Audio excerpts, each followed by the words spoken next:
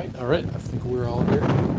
Welcome. My name is Eric Pearson. I'm here with Austin Classical Guitar, and we started the series with GuitarCurriculum.com just to reach out and talk to guitar teachers around the country and around the world. Actually, our first group had some folks from South America and New Zealand. And what we're trying to do with this series is hear what other people are doing around the country, because it's guitar teaching is a really growing movement, and also just let folks out there that are teaching or thinking about teaching know that there are opportunities out there. There's other people doing it. There's people to share resources and approaches with. And so with that today, we've got some awesome guests. By my side is our Director of Education here at Austin Classical Guitar, Dr. Travis Markham. Hello, thank you. And some awesome introductions here. I'm just going to go around the circle here and start first with another gentleman from Austin, and this is Phil Swasey, and he's Austin Independent School District teacher. And so, Phil, why don't you say hi? Hello. All right. And next we have Dr. Michael Quants, who's teaching down in UT Rio Grande Valley. And Michael, why don't you just tell us about yourself a little bit? Hi, thanks for having me. It's great to be here with all of my friends. And I've been a guitar teacher for 41 years, and I've had the great privilege to teach at a variety of levels, high school as well as university and community colleges, and at several junctures, kind of a mix of all three simultaneously.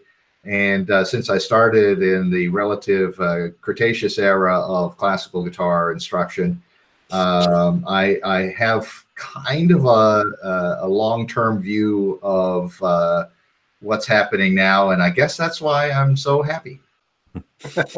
Awesome. All right, and then next in my order here is Mark Moore from Houston. And Mark, tell us about where you're teaching. Hi, everybody. Yeah, my name is Mark Moore, and I teach at Bel Air High School in Houston, Texas.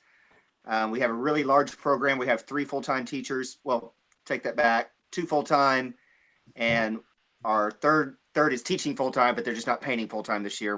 The budget crisis.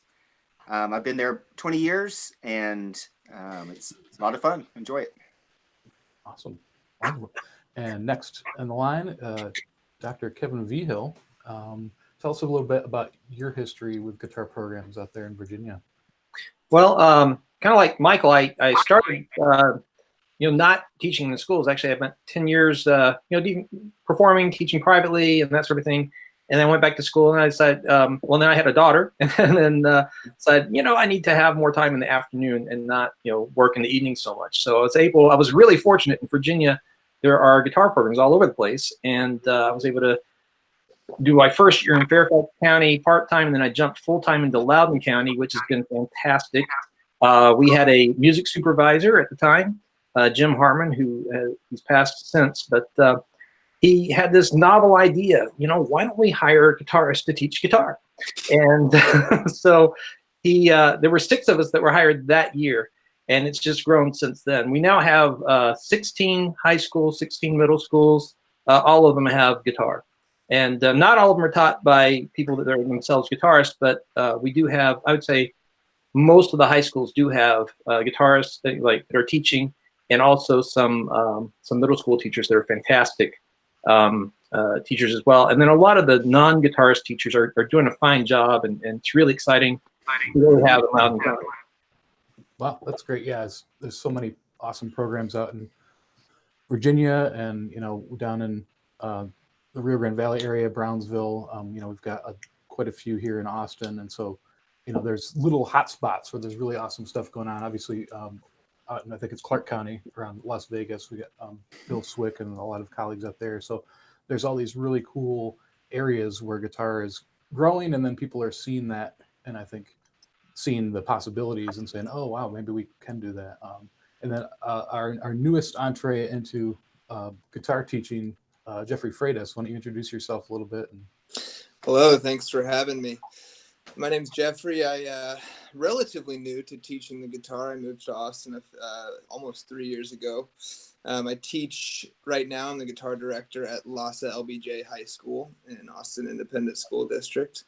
I moved here because I wanted to teach guitar, be involved in the Guitar Society, which is it's just so nice to hear from people who are hopeful about the future and just jumping on this incredible train of guitar programs in the schools. I don't know. It's really incredible. I heard about like Austin's reputation precedes itself. I was up in Cincinnati studying for my master's degree, and my teacher, Claire Callahan up there, told me about what was going on down in Austin. And I said, I gotta check that out. And so that's what I'm doing. Wonderful. Yeah, I think that's a good place to start, is just the basic question: are there career opportunities in teaching guitar? What does that look like, and where are they? And so, Jeffrey, you kind of came sight unseen just to be around Austin because you heard some cool things, and that's turned out that you're in the right place. I think in Austin, there's at least a handful of programs every year, especially in the fall, that we get called on to say, hey, we have an opening, we need to get a teacher here. And so we're scrambling to tell people about the jobs, and I don't know, just what are the other experiences from different parts of the country, maybe Kevin. About the experiences from the other parts of the country? Yeah. Well, I mean, what I can tell you, I know that Oklahoma, where Matt Demon was, I think that they were hiring more teachers there. I know that in Vegas, that was many years ago, or a couple of years ago, at a GFA, I know that Bill Swick said, we're hiring, I don't remember, it was 5 teachers that year. So I know that there are pockets where they are hiring. In Virginia, we are, in Northern Virginia, we're almost saturated. So there's not a lot of openings. When there are, they're pretty competitive. But there are parts in the middle of Virginia and to the southern part of Virginia, they're starting to grow. I know a few counties, Stafford County is going to increase their guitar teaching staff. Norfolk is going to hire a new guitarist next year. Somebody said they were from Norfolk or had been there. So, but yeah, so they're going to hire a new person. So it is growing in Virginia, and I know that there are pockets around the country. Does anyone else have maybe an experience with that, like, or a surprising area that you wouldn't think of? We mentioned some of the ones that come off the top of our head, but I'm always surprised. I had a gentleman call today that uses our curriculum up in Washington State, and he's like, yeah, we have an after school program, but we're going to be moving into public schools next year. And so there's just a lot of people out kind of out on islands. Any other interesting stories or programs you can think of? I think it goes beyond islands. There are entire school districts that have complete programs as part of the mission in their school district. There's South Texas, Brownsville ISD. There's El Paso, which has 3 different school districts, all of which have guitar teachers as part of the normal expectation. And I'm most familiar with the Isleta School District in El Paso, and they have 7 full-time guitar teachers there. And there's Austin, there's Oklahoma City, there's Albuquerque. There are places in California that are growing. So we're looking at, Florida, even New Hampshire has an all-state guitar ensemble. So we look at the indicators of expansion, not just in terms of there's a program here at this school, there's a program here at that school, but entire school districts in large cities are realizing that this is another avenue to engage students in something that they're familiar with, something that excites and engages them and does all the good things that that's going to do for those students and for their academic experience. So there are a lot of indicators, and not the least of which that the National Association for Music Education has included guitar ensemble as of last year as part of their all national ensembles. Yeah, that's huge. And Since you mentioned it, Michael, do you happen to know who conducted that band recently? I don't know if there's any evidence. Yeah. So Michael that was the inaugural performance, correct? It was, and that was put together by Bill Swick, who is the guy who put together the guitar programs out in Clark County, which I believe is close to about 5,600 kids at the secondary level taking guitar for credit in school. Yeah, and that's a huge piece of that. That people wonder, what does guitar teaching look like? It's like, in Austin, it's almost all, at least what we work with, for credit classes. A lot of people are doing different things, private programs, music schools, or after school programs. But that's, a really key indicator for, one, rigorous teaching, it's every day or every other day in our programs here, but also the advocacy piece. We just talked about a bunch of places that have guitar teaching positions, because I get questions from music education professors and people that are in that teacher education part of the equation that don't know this fact, what we just talked about. They don't know that there's guitar jobs. And so when they're thinking of whether or not to put the work in or create or allow a guitar track or some kind of pathway for certification or to get a music education credential, they a lot of times just come to the conclusion, whether true or not, it's like, oh well, there's no jobs, so why would we put resources into that? And I think that's currently not true and becoming even less so. I think there's a lot of things brewing all over, and guitar, for a lot of reasons, is a pretty compelling case. And to me, it's a little short-sighted by administration too, because I was having a conversation with my counselor yesterday, and there's too many kids signed up for guitar next year, more classes than I can teach, right? And the growth of the guitar programs is working in contradiction to the enrollment of AISD right now, which is dropping every single year. So somebody's got to catch on to that idea. And if you couple that with just the relatively inexpensive nature of the instrument, I mean, it's a no-brainer. Yeah, I think it's, that part of that is us, is this, this process. And I know we've tried to get better at getting some state data, and we're working on a kind of a survey until we can get that to go out to the folks that we know in Texas. But it's kind of on us to try to have those conversations with everyone you meet. Whenever I talk to another person teaching guitar somewhere, I say, hey, get in contact with other folks, whether it's Texas Guitar Directors Association, us at Us Classical Guitar, get on people's email lists so that when someone goes and gets the question, we just had a professor at a local Texas college say, hey, I need some advocacy numbers. They want to know whether or not to add a guitar track for music education at my school. And so we scrambled trying to find these numbers. So just letting people know, especially if you have those NAFME, the Texas Guitar Directors, that you're out there, and I met a couple folks in this area, and I don't know if they're kind of on your email list. So let's make sure we get signed up so we can stand to be counted, so that when people ask how many schools, I say I know of about 400 in my email list in Texas. Whether or not they're current, I don't know, but at some point there were people that said they were teaching guitar in public school. And so, that's not complete, but at least it's a ballpark for now. Mark, we didn't talk to you a little bit yet, but you were talking about Houston. What is the number of guitar programs that are in Houston right now? Okay, well,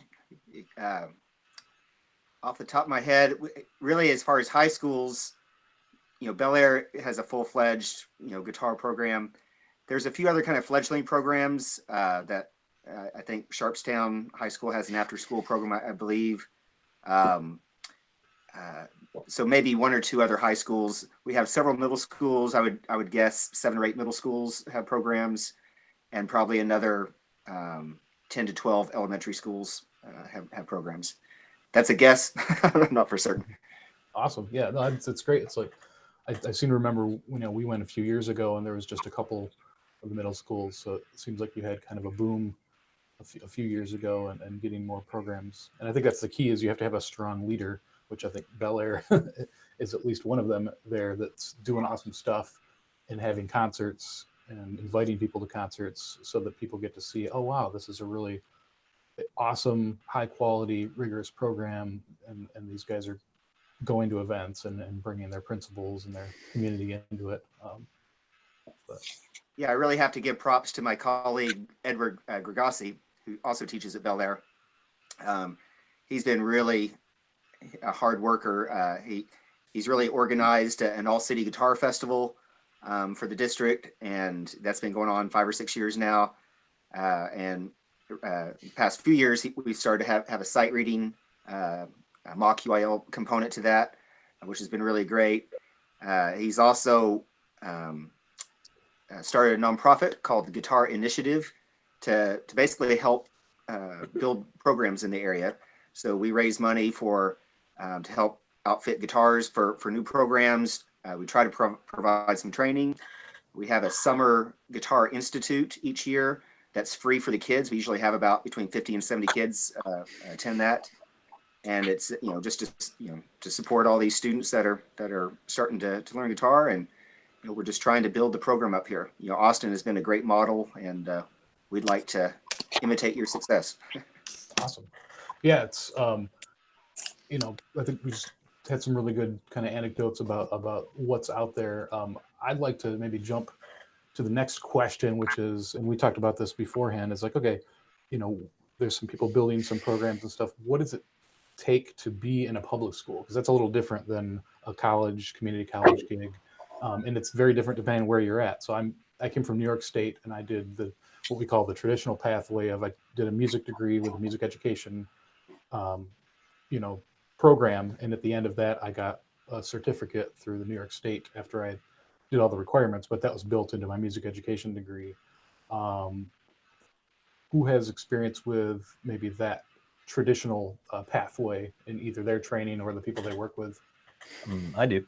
Yeah. So I did in my undergraduate work, it was at the University of Texas, and I was in the guitar studio with Adam Holtzman, and also a music education major.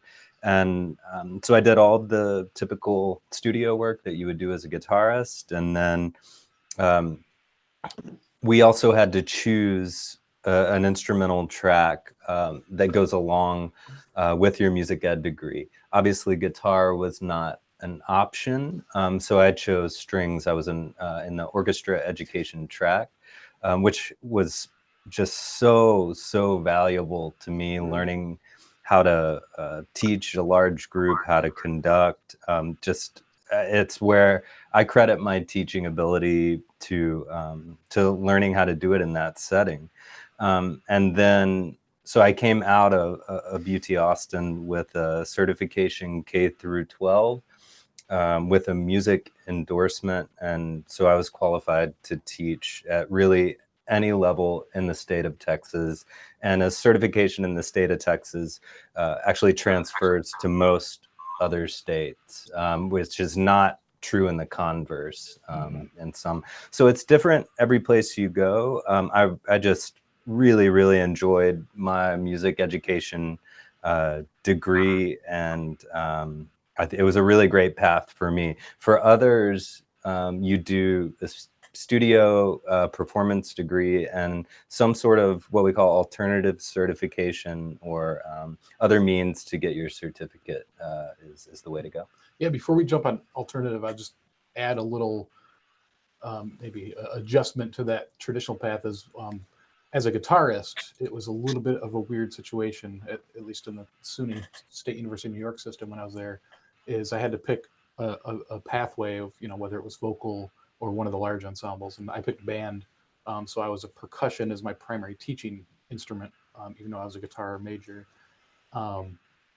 because it was just, there was no even codes for a guitar major to go to the music ed classes and stuff. So that was a little bit challenging to figure that out. And, there wasn't like a handbook that had it all laid out. And I think it becomes more maybe interesting when you go to the alternative thing. But I just wanted to maybe stick with that one more. Did anyone else have the traditional route through their college program? I guess not. Okay, let's talk alternative then. I think, Phil, did you do alternative when you were getting certified? Yeah. My story is probably similar to Jeffrey's. I heard about Austin. I heard about what was going on here. My undergrad professor said, when you get to Austin, go find the Austin Classical Guitar Society. So like I said, like Travis said, I kind of connected with him, and then started my alternative certification at Region 13. And probably as certification programs go, it's one of the more intense and highest seat time of the programs that I understand. But my experience was great. My background, my undergrad's in digital music with a guitar minor, and then my master's is in composition. So I didn't have any educational work in my undergrad, and I didn't know that I missed any of that until I sat down to have this conversation today with everybody. I just kind of hit the ground running and didn't really think about it. So much of teaching work is learned in the classroom, and when I started teaching, I just did my best to not make any excuses for what deficiencies I might have had or along those lines, and just try to improve my craft every single day. And I think, with that mindset, I'm sure that the traditional program, certification track is great, but I don't feel lacking in anything at the moment. Yeah, well, I think, whenever I talk to people when I was student teaching in undergrad or doing our observations, during the years, no matter what, everyone would say, oh, it was great to have this preparation, but nothing prepared you for being there. So it's always going to be that way. It's just a question of like, what do you do once you hit that wall and say, oh, wow, this is way different than they told me. how do I solve this? And I think it's really a kind of a viewpoint and a philosophy is like, I'm going to change things and to figure out what works with these students and be flexible and always, be learning and developing as a teacher. So that's cool. But and then Jeffrey, you're very recently in this process. I guess you have anything to add to that, or? Sure.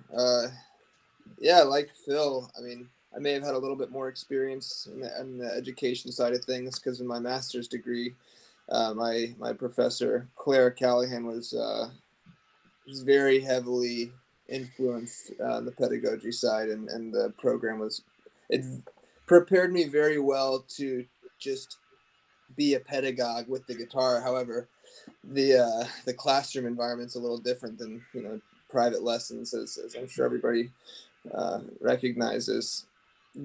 My alternative certification program was a bit different. Sounds like from Phil's, it was intense, but not in a rigorous sort of lots of seat time, lots of classwork sort of way. I did the Teach Quest program, and that I'm really lucky that program existed because my situation was just a bit strange with the fact that my job wasn't a full-time position at first. And so they accepted me into the program just on the basis that I was going to fulfill my hours elsewhere at other schools. And I had a lot of help from Travis and Matt.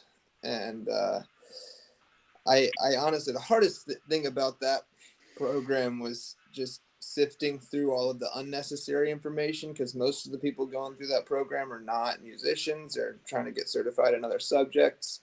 And so I really had to, it was very stressful for a bit, just because there wasn't a whole lot of guidance.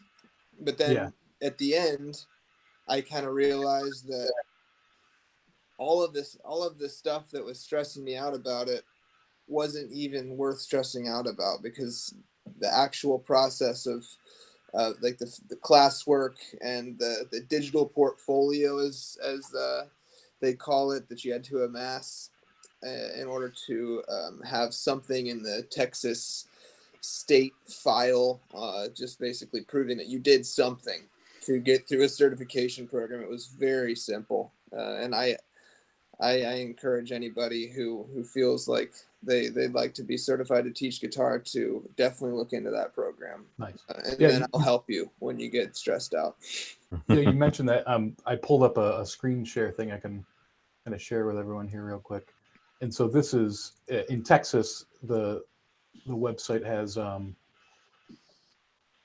get my cursor here. Just some general guidelines on our TEA, Texas Education website. And so this is oh, getting wild here. Yeah, they have the list of all the accredited programs. Yeah, and so the steps that you need to go through and stuff. And sometimes that's the hardest thing, is just finding a place that has the answers to the questions, or what questions to even ask. And then I brought up a couple, a site that has all the different organizations that can help you with that teacher preparation. And so here's a map of, you can filter out the alternative certification versus the rest are just kind of college programs. And so that's, an interesting resource in Texas. And I know New York has a similar one. I think it's called Teach New York. And so that's a place to start getting some of this more kind of, certification paperwork answers, because it's not always readily obvious. And another thing to consider is that you don't actually have to have a certification in some cases. So in the state of Texas, to teach at a charter school, for example, you don't have to have the full certification. In some states you do. At some private schools, certification is not required. Most public schools, regardless of state, require a certification, but it's just so nuanced depending on your location. It takes some research. I'd like to add a little bit to what Travis just said. There are specific school districts that will have a tendency one way or the other. As you said, Travis, the nuance of the culture of a school district is pretty important, because there are entire school districts who really won't seriously consider an individual for a teaching position without an actual college-earned certification, and they won't go to any emergency or alternative certification plans. And it depends upon a whole bunch of different factors. So it's kind of a pick and choose in terms of what the environment will welcome. That's a good point. I hadn't thought of that. Yeah, it's who do you know and who can you talk to ask about things like that may not even be necessarily clear or on the the HR webpage. It's like, well, technically yes, you could, but are they actually going to work with someone to do an alternative process or something like that? Michael, do you have a education track for guitarists at your program at the university? Yes, a pretty successful one. We've from my program in Brownsville, everyone who's wanted to get a teaching job after doing their completing their undergraduate work has gotten a teaching job. That's a really skewed stat, because most of them have been within the South Texas community. It's great to walk into a school district in service, because I already know everybody. So that's wonderful. But as Kevin also mentioned earlier, we're looking at, eventually there's going to be a saturation point in this locale. But again, there are all these indicators that more and more people know that this is an option, an idea. And when they see it, they're blown away. I got a letter from one of the parents at the NAFME All National Guitar Ensemble in Disney World in Orlando, and the entire family was blown away. They'd never seen a guitar ensemble before. And I have to tell you, the other conductors had the same kind of response. I never knew that a guitar group could sound like that. I could swear there was a Marshall amp on there or a harpsichord or something like that. They'd never seen that occur. They never knew that there was really good music written for that ensemble. They never knew that the ensemble could play Albéniz and make it sound operatic. And there's the entire gamut of the history of human expression in the art form that is available to that group. So we've got a lot going for us in terms of those elements. I think there's kind of a synergy, a critical mass that's developing with this. It is becoming something that you can see and find out about. And there are organizations that assist with this process. One of the things that we're doing with TGDA, the Texas Guitar Directors Association, which, by the way, is one of the other nonprofits that Ed Regazzi started, is the idea is that you're not alone, basically, as a guitar director, as a guitar teacher, no matter what the context, but especially in a school or public school context. There are people that have been through this pathway for the first time ever, really. We have a generation of some highly successful people that have done that. And that's an invaluable resource. And now it's even being considered as people go into college as freshmen. I want to be a guitar director. That is a game changer right there. Definitely. So I'm going to jump in, if that's okay. Yeah, we're talking about alternative license, right? So it's what I'll share with you. My stories is I came in. I was a performer and adjudicator for the Loudoun County Festival, and then after that, the music supervisor said, "Hey, we're going to have 6 positions next year." And I said, "Really? Can I give you my resume?" And that's pretty much how I got the job. And I came in. And I didn't have a license. I was hired on a provisional license. And the provisional license in Virginia gives you 3 years to take certain coursework. So I had to take 5 classes. I think there were 2 psychology classes, foundations of education, curriculum and instruction, and I can't remember, reading in the content area, I think was the other one. So so you had to take some classes, and I guess my work, since I was a working teacher, I guess that counted as my student teaching, would be my guess, because I really didn't have to do any student teaching other than the job, right? And I was actually, before this meeting, I was just sent an email out to some of my colleagues to see what their pathways were too. There's one guy that's pretty new to our county. He did a career switcher program, and he, I guess he came in on a provisional license. And then we had a guy that had a doctorate in performance, but then his teaching counted as his student teaching. We had a person, let's see, another performance major had to go through a certification program.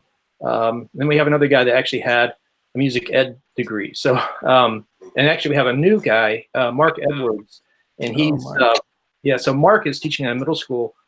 Fantastic guy, and he's in on a provisional license. So we have a bunch of people under provisional license.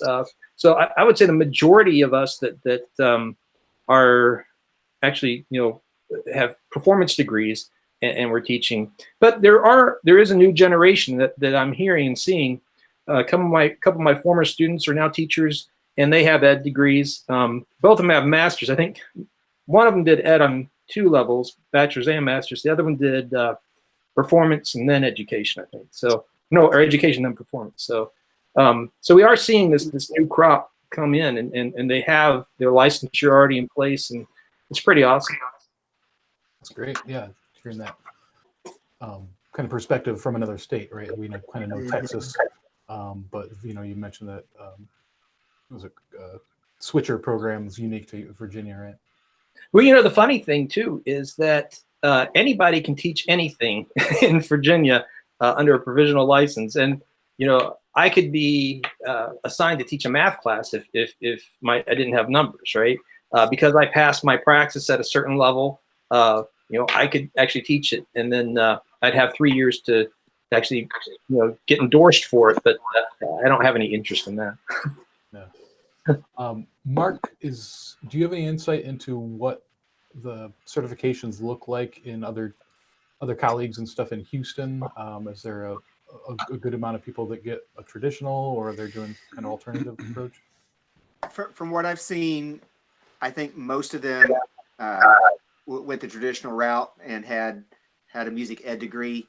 At Bel Air, that's not the case. Both Edward and I and our new teacher, Sean, have gone the alternative certification route. Back, in the last century when we started, they were fine that we didn't have our certification. I had taught college for a few years and had my master's, and so they were fine with that, and same with Edward.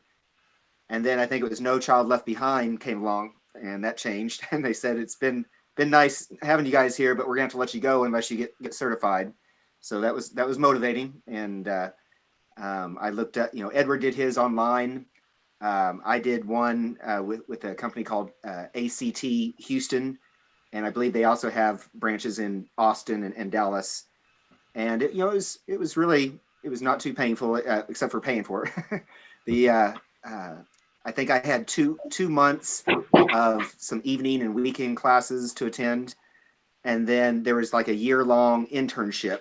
But I was already teaching. I'd been teaching for several years at that time, so they were pretty lenient with me, and I just had to have one of their instructors come in to evaluate every now and then throughout that year.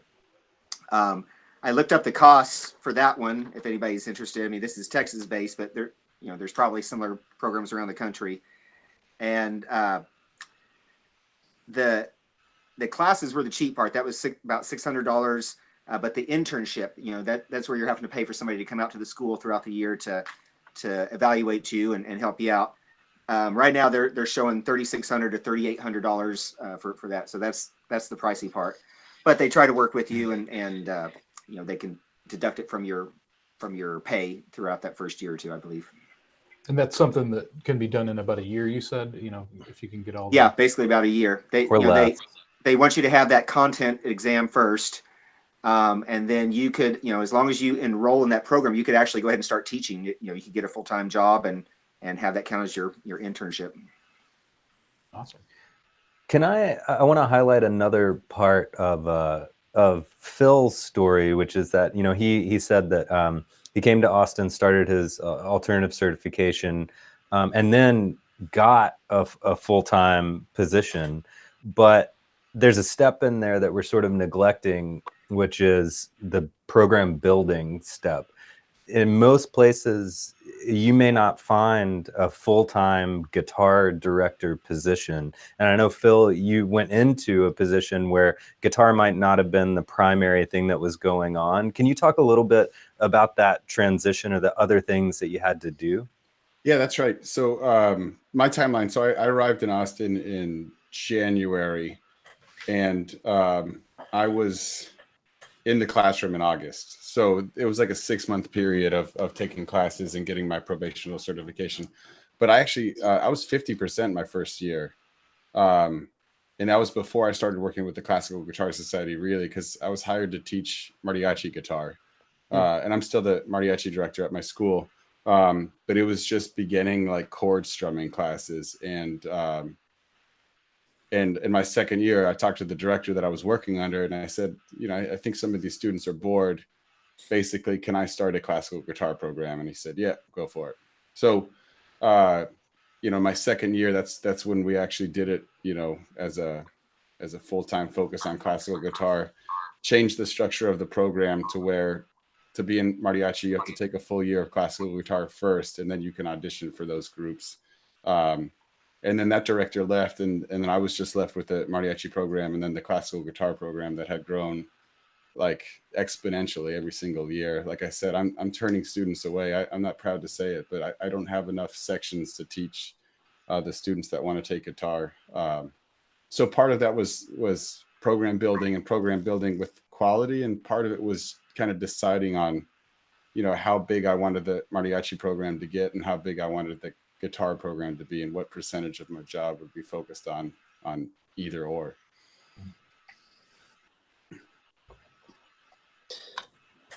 Now, is mariachi a 4-credit class at Check? Yeah, so So my class load is I have 4 classical guitar classes, 2 beginning, 1 non-varsity, and 1 varsity guitar class, Okay. and 2 mariachi classes, and it's all completely curricular and extracurricular because we rehearse before and after school too. But it's a great kind of symbiosis because I get students that start taking classical guitar because they think they want to be in mariachi, Mm-hmm. but they never make the transition over. They like it so much. They like the ensemble work, and they thought that that's what they wanted to do, but they never end up going into those other classes. So Huh. That speaks a lot to how incredible I think probably you are as a teacher and how incredible the curriculum is that the ACG gentleman has set up. yeah, it's so easy to walk into the classroom with those materials and with the support that I had the first couple of years from Jeremy and Travis and everybody. It was just, obviously it was difficult. Young teachers out there, your first 2 years will be awful, but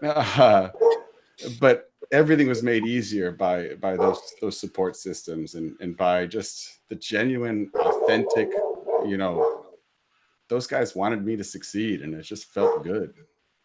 No kidding. Similar experience for me too. I mean, my first year at LASA was there were just some really weird things going on with the administration and getting all the classes scheduled correctly, and just without the training and support from ACG, I would never have even done it. I wouldn't have even thought about doing it. They prepared me so well. And also, I don't know if this has been cleared up or not. I think it probably has been, but just to make sure, you can get a job without having any certification whatsoever. You can accept a job as long as you enroll in a certification program and pass that content area exam. In Texas. This is for Texas. Don't think that you have to be certified before accepting a job anywhere. That's pretty great. It might be. It sounds like it's similar in Virginia as well. Yeah, pretty much. And, I would also add to that is, of course, we're talking about guitar, but if you're looking for, that full-time employment, you have to shop your skills a little bit. So if you can teach a music theory class, if you can teach a music appreciation class, if you don't already teach orchestra or band or choir or something, just think about other options that you can offer when you're going into interviews and setting the resume out. So I teach an AP music theory class, and I'm offering a dual enrollment music appreciation class next year, and that will give those kids college credit, which is pretty awesome. Great. Yeah, we've seen folks that had piano skills teach keyboarding. I think someone used to computer class or something. I don't know. Some Austin teachers are doing some different stuff. Lots of orchestra and band and sort of splitting the program. Ultimately, especially in those first few years of teaching, you're going to kind of do whatever they ask you to do, and that'll take you out of your comfort zone. But like Phil was saying, once you build trust and success, oftentimes you can build your program as you see fit. Yeah. So I think it'd be good, we've got a few minutes left here to kind of wrap up with, okay, so, we've talked a little bit about what the kind of job field looks like, what it would be like to, get certified or pursue that if you're looking at public school positions.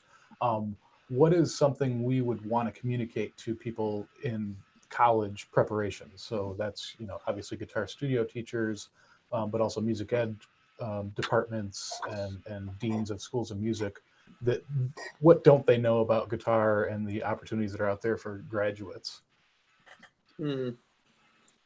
There are two elements that come to mind for me right away. First of all, to the broader field of music education, there is an uneasiness about what is viewed as an additional component to what a lot of people might feel is an already full field for music education with band, orchestra, choir, jazz. And there is the idea of the finite pie. And if you add somebody else, well, they're going to take a large, somebody else's or everybody else's small portion of that pie. That idea isn't really reality. Because first of all, what's the purpose of music education? These are students that are not served in all of these other programs. This is an entirely additional population of students. So it's not like there's going to be any poaching. And the informal numbers, the data that we have so far, bears that out in every school district that I'm familiar with. The second thing is studio teachers should get comfortable with and familiar with and friends with the music education community and work together to build programs that are appropriate for their students in the development of all kinds of guitar programs. And it has been mentioned that there are teachers that like doing choral and guitar, or orchestra and guitar, or just guitar, or any kind of mix of any of those things. And to create a curriculum that's going to help support them professionally, because it's the reality. The momentum for guitar programs in entire school districts is really on right now. And there's repertoire, there's notoriety, there's acceptance at a national level. I think universities ought to get on board and prepare students for that. Yeah. I'll say quickly that at the University of Cincinnati, the conservatory up there, CCN, there is a track for or music education with a focus in guitar. And I don't know how many other universities there are like that, but that's a really great school. And in fact, as a graduate student there, I taught the guitar methods class. Like, all the music education students have to take methods classes for all the different instrument groups. And there is in fact, a guitar methods class there now, which is great. And that's guitar methods with a classroom, focus? Yes. Okay, yeah.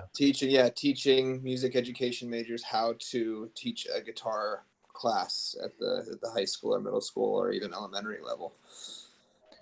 Yeah, and one thing to note about that specifically, we talk about a guitar specific track, but it's not like it's something so fundamentally different from an orchestra band or choir track. It's really the difference in a class or two, and having that knowledge, the specific idiomatic to the guitar itself, a methods course that shows you how to instruct a classroom full of guitars. It's not that if you're a guitar student, you're going to have completely different courses than an oboist in the orchestra.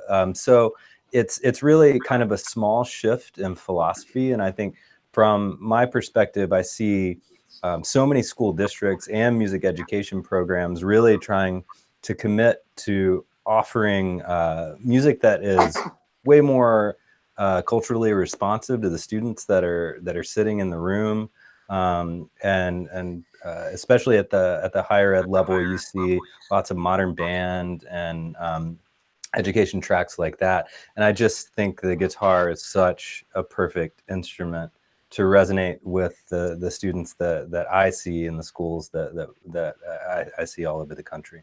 Mm-hmm.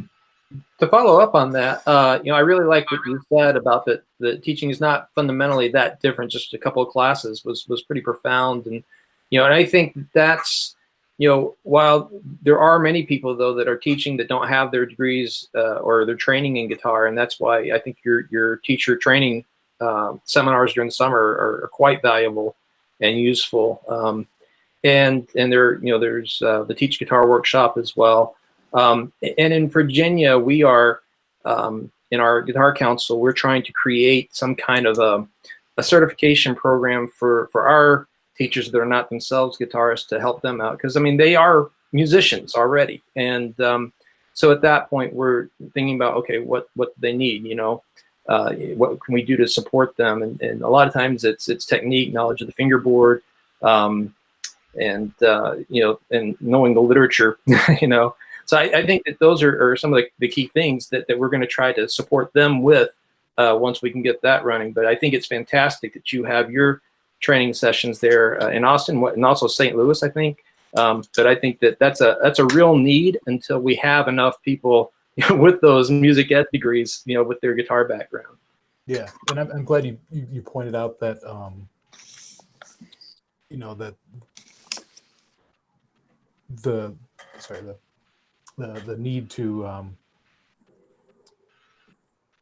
include not just guitarists, but music educators that are teaching guitar. So the vast majority of our teachers, both here in Austin and the people we talk to and work with in places like St. Louis and people that subscribe to our curriculum, are non-guitarists teaching guitar class, and some of them are extremely successful educators and do a great job learning the guitar skills and find the materials to do that. And so when we're trying to advocate for guitar education, it's not just to guitarists, it's can we have people get prepared for teaching guitar, or at least acknowledge that that's an option or something they might be doing in their careers, even if they are a choir, orchestra, band track. And then the other piece of that, as I think as much an advocacy piece as much as a program design, is anyone even offering that to incoming guitarists or people that are auditioning on guitar and say, oh, you could do music education. And so it's, part of it is a studio teacher, your private instrument teacher, part of it is a music education program, just, acknowledging and making it inclusive for guitar majors. Because I think that's another piece. Even if you technically can do it, if no one tells you that it's an option, then it doesn't matter. Right. It was the case for me. It's like, I kind of knew that I could do it, so I got in, but they had to move things around and give me special codes in my classes and stuff because no one really knew the process. So it was as much of a communication and advocacy piece as just, can you technically do it?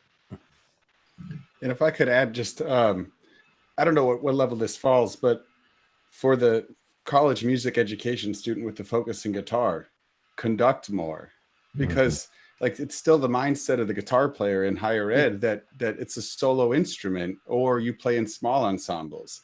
I wasn't conducted very often, and I didn't conduct very often. I took a class, but always from the point of view is I'll never be doing this, so why should I pay attention? And now I have a baton in my hand way more than I have a guitar in my hand during the day, and it's it was a big hill for me to climb. And so I don't know if that's at the that's at the studio level where professors are placing a larger emphasis on this, getting batons in their guitar students' hands, putting them in front of large groups. But it's so vital to the success of a guitar group because the attacks of the instruments are so sharp, and there's no other ensemble that has such a sharp attack like that all over the entire ensemble, that you need to be so together and so precise, that conducting plays a gigantic role in that. And I'm sure that's a discussion for a whole nother panel, but thank you for bringing that up, Phil. Yeah. That's important. Yeah. There are some differences, in our experiences, like how many guitarists had never played under a conductor and had to look up off of their fingerboard or their music when they. Can I say something about that? Yes. That's really hard as a conductor. Something else that Phil said, really astute, besides getting the baton in your hand a lot and learning how to communicate and getting guitarists to watch, is the idea of that sharp attack. Man, that is really astute. There is one other ensemble, and it's not too common, that you can watch and get with, especially at a university setting. Percussion ensemble is very similar. It's very similar in terms of the attack and decay in some cases, but also in the timbral breadth. That's another really cool thing to watch. But man, absolutely. That is one of the things that the curricula that prepare guitarists really lack, is making students conduct the pieces that they play at the end of the semester, all of those things. And that's a complicated and across the curriculum issue. Yeah. Michael, I just noticed we have some actually questions that have been coming in the stream here, and a couple of them are kind of geared towards you. So while you're already chatting, Someone asks, did UT-RGV always offer guitar as part of their music ed degree, or was it something that you had to advocate, and what did that look like? I did have to advocate it. Back in 2005 is when we started it. Like any other effort at an institutional level, it moves real slow. You got to get a lot of people on board. You got to get a lot of approvals, and you have to follow a lot of models that are successful. If you're not too different from something else that everybody thinks already makes sense, then it's not too big a step to convince the others that need to make those approvals that your idea makes sense as well. And so that was a really important part of the process. And that was under the old institution, University of Texas, Brownsville, but that went all the way through. And then that carried through into UT-RGV as well. It's already a state or system approved process. Awesome. Thank you for that. And I saw another question that was about, I think we kind of started addressing it, about outside states and certification. Someone was asking if someone's coming from out of state into state, what are the requirements? And I actually looked into this when I moved down here, whether my New York State certification would transfer. And I think for the most part it will, and probably a lot easier than doing a certification process. But there's a couple exams and maybe some, you might have to submit what your state standards are or your curriculum or something. But yeah, I think it's fairly cut and dry if you have another state's certification to come to the state. And then like we said, you may not need the certification if someone wants to hire you. So it's a kind of do you have some contact in that district, or some, is their need dire enough that they're like, well, we'll wait and pay for your certification. We need someone in the classroom. Yeah, I might apply for the job first before actually going through the time and the money, the process. If I can add something to your point about, having studio professors spread the word about, possible jobs teaching in public schools, I would also encourage them to have their students go visit guitar programs, and not waiting necessarily till they're at the student teaching part, but early on, let them get into the classroom and observe and see what's going on there. Because you might go through all that and realize you really don't like working with kids or something. That's such an important part to love the kids in that age group, or whichever age group you're going to work with. So I would just recommend, if you're in college, undergrad, whatever, get out and see some of the programs, go observe and see all the cool stuff that's going on these days in guitar classrooms.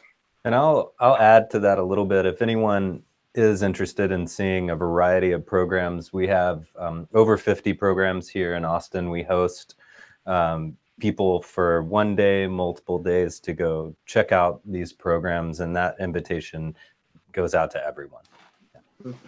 Yeah, and in your area, usually people are pretty open to someone coming and observing or helping out if it's something you want to just try out, or dip your toes in a little bit. If you have a guitar program anywhere near you. One question, maybe you'll do one last one and we'll wrap it up. Someone asked, what do you do if your university doesn't allow guitar as a primary instrument? That's kind of an interesting one. I've heard of cases where guitarists studied with a non-guitarist because the university didn't have a guitar teacher or even an adjunct that they could bring in.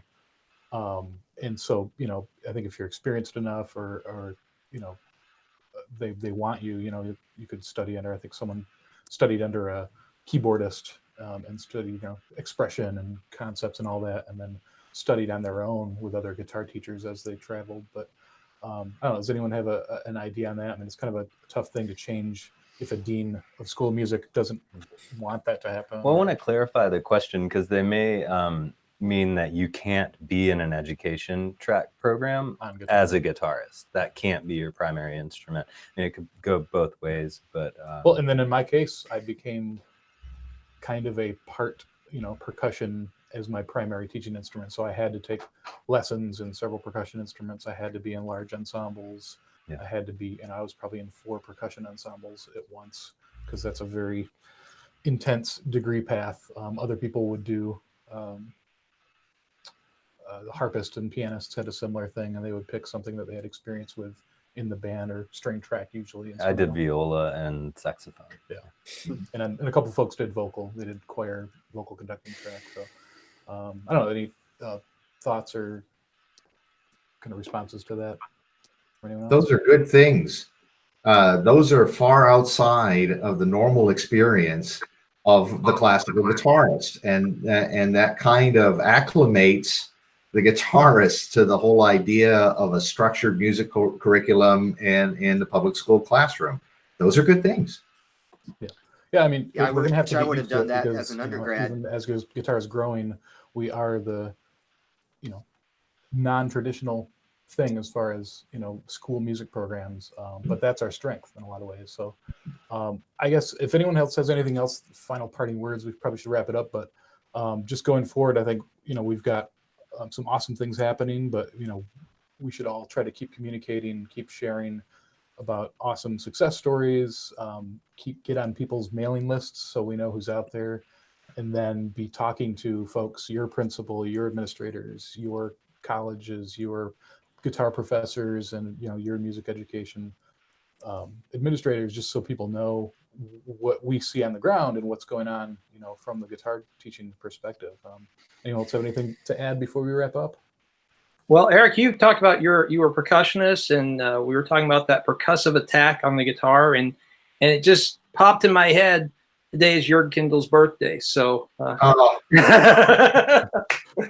We'll spare him a delayed rendition of "Happy Birthday" over 6 different internet connections, but at least I think we can say it legally now. They changed the public domain ruling on that. Absolutely. I will say there's a lot of there's a lot of media, a lot of news out there about teachers, a lot of unrest, a lot of people who are unhappy or underpaid, and there's a lot of that sort of communication that we hear. But from my perspective, and I'm sure the other people on this panel, there really is no better cause, no better life than a teacher. And I would encourage anyone who's even remotely interested to go explore and visit some programs and see the changes that happen. The smiles on faces, it's a beautiful life. Awesome. Yeah, Well, can I just say thank you to you guys for everything that you do to support and spread the message. It's great. Fantastic. Thank you guys. Thank you, Phil. Thank you. All right, folks, we'll see you later, but thank you so much for joining us. Keep an eye out and share this with folks you know around the country if they didn't get a chance to chime in. I think this is a really popular and important conversation, so let's keep chatting, and email us if anyone has questions or other points of view. And we want to help everyone out and make guitar, make it really strong around the country. So thank you so much, and have a great week. Thanks, guys. Bye.